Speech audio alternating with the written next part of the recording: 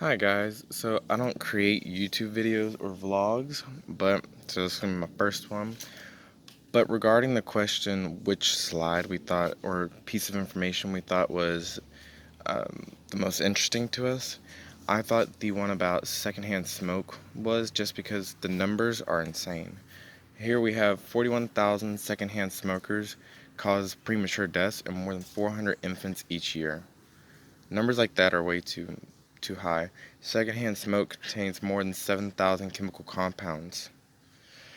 The fact that we have this labeled is insane. Here we have 42% of Americans are not protected by smoke-free laws, and only 28 states and territories have enacted comprehensive smoke-free laws. So there's too many states out there. Out of the 50, we only have 28 that are looking for the health of their public.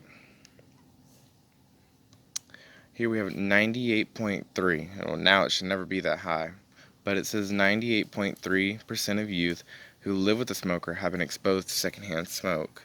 So these kids are not smoking, but have been impacted, and they have secondhand smoke exposure. Secondhand smoke is known to cause cancer in humans and animals.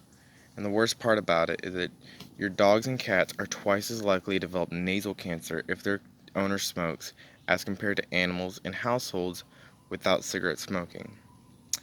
So people who don't care about their own health or the public's health is now putting their animals' health aside as well.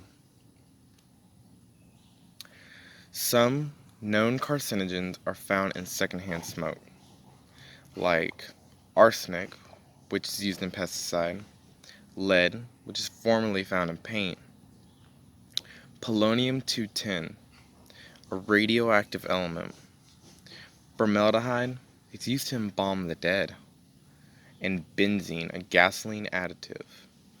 These 5 chemicals are bad enough themselves, but as we've figured out, there's more than 7,000 chemical compounds in cigarettes alone. And now it comes to the laws. We have the Clean Indoor Air Law reduces non-smoker secondhand smoke exposure by 28%. Lower income communities are less likely to be protected by these smoke-free laws. And blue-collar workers, so construction workers, are more likely to be exposed to secondhand smoke at work. I think that statistic is way too high because both my brother and my father work as blue-collar workers, and to know that they're being exposed to secondhand smoke at work and could possibly develop lifelong illnesses because of it and they don't smoke is insane. But secondhand smoke is not the only worst part. I mean, I found all three of them to be very interesting. One that I do see a lot in my community is smokeless tobacco, because I live in a very rural community in East Texas. And here, these are just insane. So, I live in Northeast Texas, and it says that 3.1% of adults say how they like, or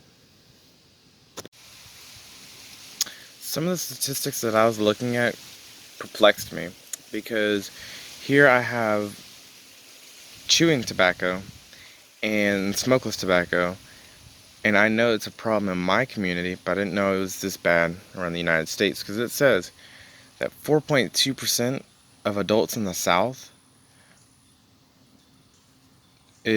shows how likely I am to use smokeless tobacco.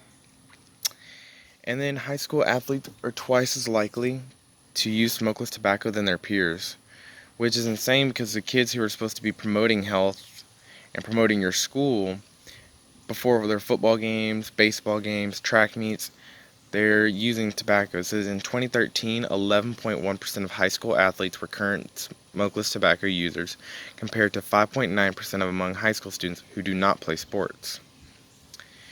And then we have smokeless tobacco is linked to 3 types of cancer. I think this part's crazy because it says that you can get oral cavities, the esophagus, and pancreas is how much the smokeless tobacco affects, because it's a direct link to the nicotine in tobacco whenever you put it in your lip. And here, possibly my favorite statistic,